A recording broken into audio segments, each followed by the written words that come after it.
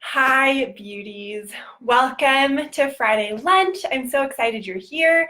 For those of you who are new or don't know me, my name is Hallie Paulson. I'm a certified personal trainer and mindset coach, and I help women exchange body image and comparison to find their true worth and their true beauty and get fit in the process, but not find fitness or not find identity through fitness.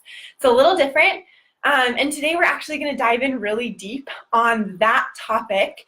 So how to use improving health and fitness as a way to solidify your identity, your worth, and your value without finding your identity, worth, and value in the way your body looks. So this is one of my favorite things to talk about, and I'm going to try so hard to stay within this 30 minutes. If you have questions or comments, please post them. I would love to answer them and have a real conversation with you. And if not, just sit back, grab your lunch, and listen. So, grab my notes real quick just so I don't forget stuff. This is my favorite thing to talk about, and I had to think pretty hard about it to not just talk for 7 hours.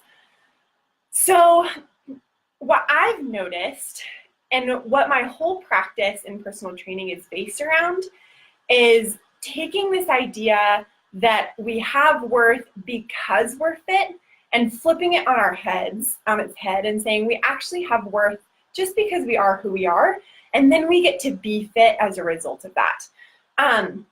And so I'm a total nerd, and I'm also a really visual person, and so we're going to use the whiteboard a little bit today, which is kind of nerdy, but I'm really excited about it. Okay, so I think most of the time when people think about health and fitness, the thought that's either totally on the surface or one layer underneath is, I would be happy, I would be confident if I lost 15 pounds. I would be confident if I had tone in my arms. Like, I don't wear tank tops because I don't have tone in my arms. If I had tone in my arms, then I would be confident. And I think what happens as women is we're flooded by all of these images on billboards and commercials and Instagram of these beautiful, perfect people. And we say, if I could look like that, then I would be confident.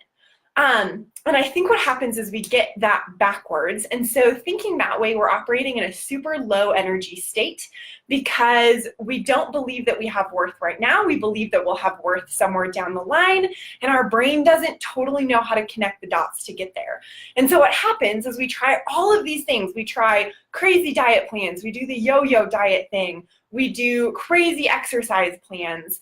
And it's sort of like the image I get is it's sort of like pushing a giant boulder up a hill. Like, if I get this boulder to the top of that hill, then I'll be confident, then I'll be happy, then I'll feel good about myself. And what happens is we hit a bump in the road, or, our diet plan ends and we go back to where we started in the first place. And this huge boulder that we're pushing up the hill just sort of like rolls back over us and crushes us.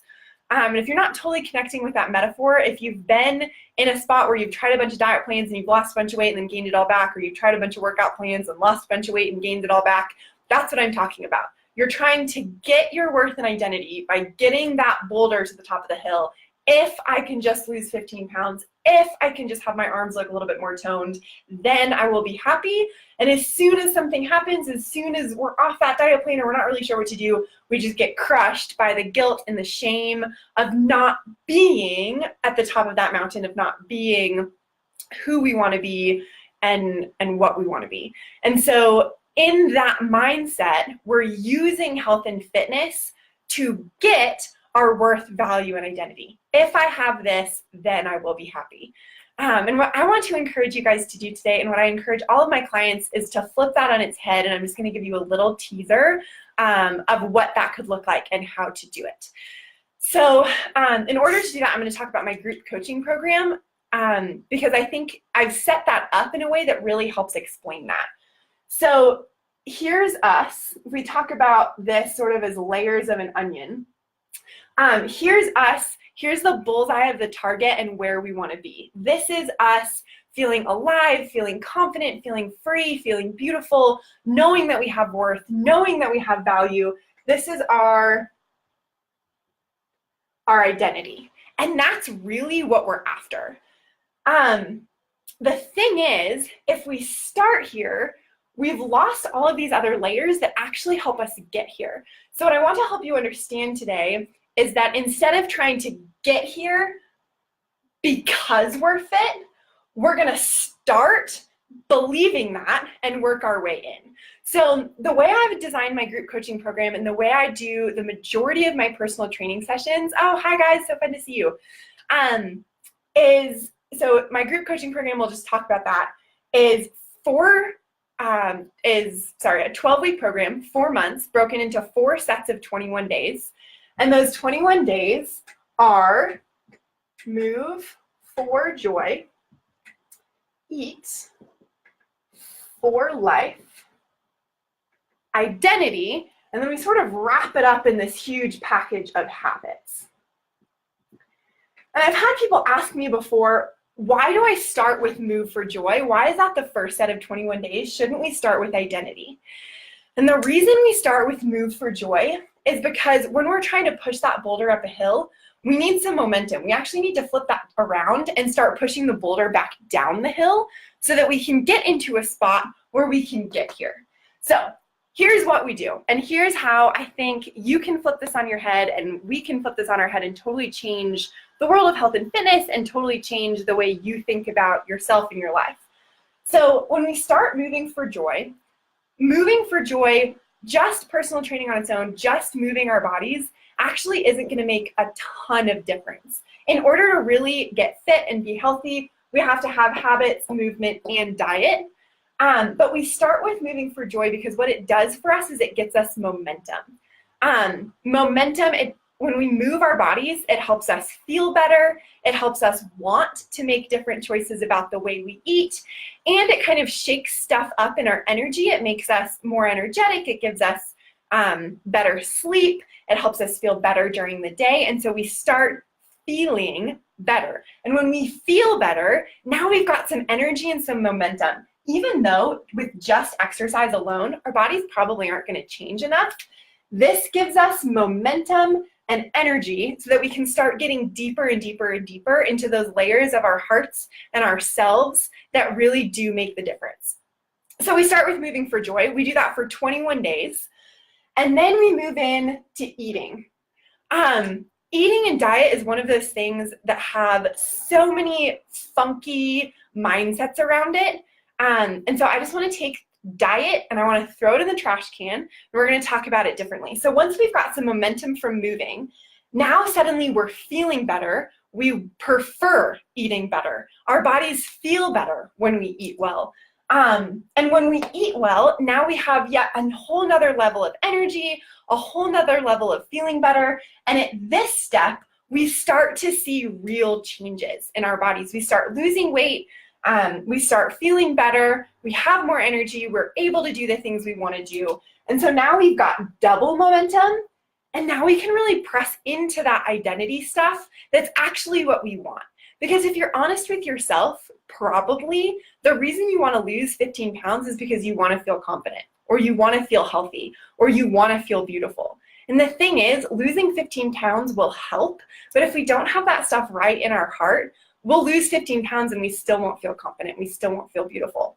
But if we started with these two things, now once we get to identity and worth and value, we're able to press into identity with some strategies to help us hold that. So the way that I do identity is we do 5 different things. The first thing we do is we start noticing the messages that we give ourselves. So those messages might be, you look at yourself in the mirror, you're like, man, my arms are really flabby. Or, gosh, I just wish this section was different. Or, man, that girl's so pretty and I'm not. Those are the messages we give ourselves. And so step 1 is to just notice them, to become aware of the messages that we're giving ourselves, both the positive and the negative, so that we have a grid and a structure to start shifting those. And then step 2 is we want to exchange the way we tear ourselves down for ways we build ourselves up. So I'll just give you an example for me. I'm super self-confident about my nose. It has this big bump in it and I just can't stand it. And if I focus too much on that, I really can get super self-conscious and super uncomfortable because I'm focusing on my nose. But I also know that I have a great smile and I love the way I laugh. And so what I've learned to do is when I'm looking at myself in the mirror, I'm like, gosh, my nose is so ugly. I've learned to smile at myself and be like, yeah, but I've got a killer smile. And when we start doing that, and I coach people through how to do that in this group coaching program, we notice what we say to ourselves and we exchange it for something positive. And we've got all this energy and all this momentum built in so that we can do that. It's not that these two things make us worth it. Moving for joy and eating for joy are not going to fix my nose. They will eventually fix belly fat. They will eventually fix arms. But we have to learn how to talk to ourselves kindly. So that's step 2. Step 3 is when we're struggling with like, man, what is good about me? We ask our friends how they see us and we keep that in front of us. I'll get back to keep it in front of us in a minute. For those of you who are believers, we ask God how he sees us. He sees us as children. He sees us as perfect. He sees us as beautiful. And then we keep that in front of it. And then we collect and record evidence. So this is the cool part. Once we get here, we've got some energy and momentum. We've got a grid for how we talk to ourselves and for options that we can exchange that for. And then we collect evidence for it. So a great example would be someone who says, I'm just really ugly. What we're going to exchange that for is actually you're beautiful. There might not be a whole lot of evidence for that right now because your brain works like a search engine. And so when you tell yourself you're ugly, your brain is collecting evidence that supports that fact. Your brain is an incredibly powerful thing, but it works like a search engine and it will find answers for what we are asking it. So if we ask like, man, why am I just not as pretty as that other girl? It will give us 300 reasons why. So we have to exchange that to say, you know what, I am beautiful. And then we need to start collecting evidence. So one of the ways that I do that and that I coach my clients to do that is when we have an exchange that we're making, we keep a note on our phone. I use Evernote. So the example might be we're swapping I'm ugly for I'm beautiful. We have in our phone an Evernote that says I am beautiful. And anytime you feel beautiful, you start noticing it and then you write it down. So an example might be you're at a grocery store and someone smiles at you and says, hey, I love your shirt. You get out your phone, you write down in your Evernote of evidence that you're collecting that you're beautiful, that someone just said, hey, I love your shirt. Maybe one is you look at yourself in the mirror and you think, you know what, I look great today. Whip out your phone, put that in there. And then the way we keep that in front of us is that every single day we go through that list and we read that to ourselves so that our brain starts collecting evidence that we're beautiful and not that we're ugly. And then we're at this core and this starts shifting, which gives us better energy and momentum for movement and for eating. And once this starts shifting, now we want to move more. Now we want to eat even better. And this is what we're really after. And then the last set of 21 days is building this set of habits that sort of puts all of that together in ways that we can sustain. So how do we make meals that are quick and easy that I don't have to think about all the time? How do I build moving into my days and my weeks when life is crazy and kids are running around and I don't feel like I have time? And then we've got this amazing cycling loop of I know that I have the strategy of moving for joy. It gives me energy. It makes me feel good. It makes me want to eat better. Eating better is really what changes my body. And when I have energy for these two things, I have the space in my heart to actually start believing what's true about myself. Because really, this is what we want. We want to believe that we're beautiful. We want to believe that we have worth and value and that it matters. And the way we get it backwards, just to go back a minute, the way we get it backwards is we say, if I lose 15 pounds, then I will be worth it. And it's no. It's we use these things to help us learn what's actually been true about us all along. You've been beautiful all along. You're beautiful watching this video right this second. You're beautiful sitting at lunch with me right now. That's true. And there's moments where we don't feel it. These two things help us feel it. It's already true. These help us feel it, and they help us believe it. And they help us get to a point where we really can believe it.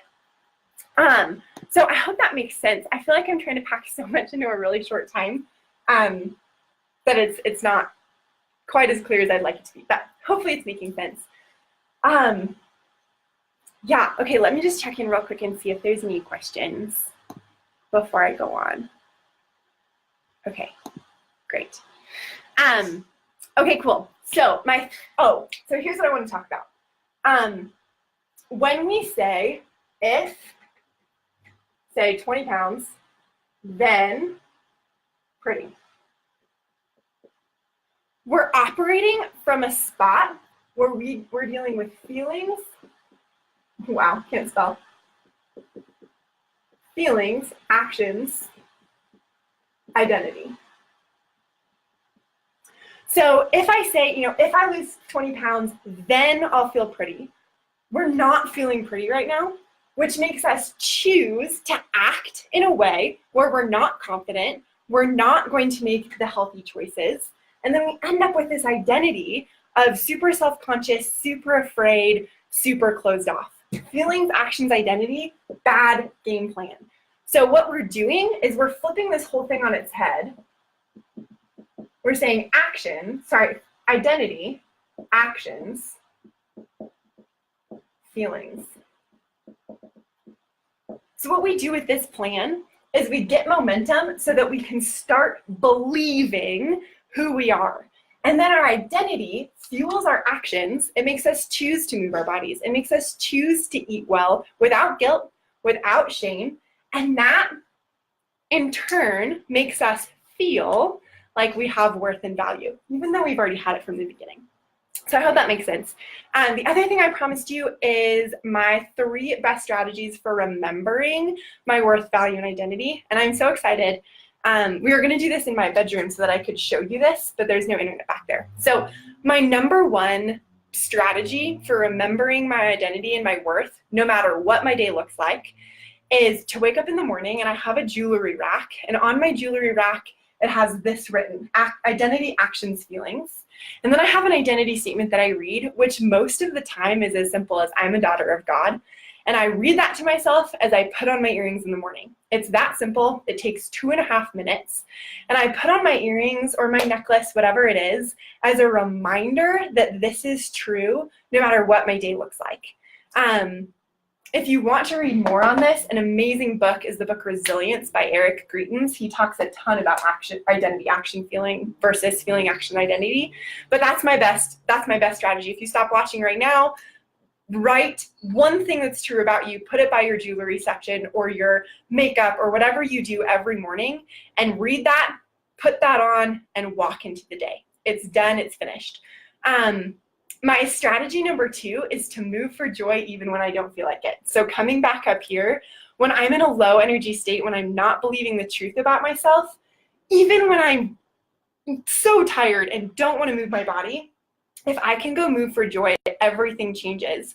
And the way I do that intentionally is before I start moving my body, I just acknowledge what I'm feeling. Like, man, today I'm feeling like a failure, or I'm just not feeling pretty. I'm not feeling confident. I feel like I screwed up, whatever it is, acknowledging it, and then pressing play on some music and getting lost for 30 minutes. And then at the end of that, once I've gotten some momentum and I've changed the way I'm doing things, going back to that and saying, you know what's true? Did I screw up? I might have. Let's be honest about where that is and we can make a change. But it doesn't have to affect who I am. I can acknowledge it from this sort of distanced place because I have some energy now and I have some momentum. Or maybe I get to the end of that Move for Joy session and be like, man, I was feeling really like ugly and poppy before, but I'm actually not. Like, I'm really beautiful. It helps me jump to this center part. It's really hard to get to that center part sitting on the couch. If you can move, it's like leapfrog. You can get to that center part. So move for joy. My 3rd strategy are mantras, daily reminders, and collecting evidence. So we already talked about this a tiny bit.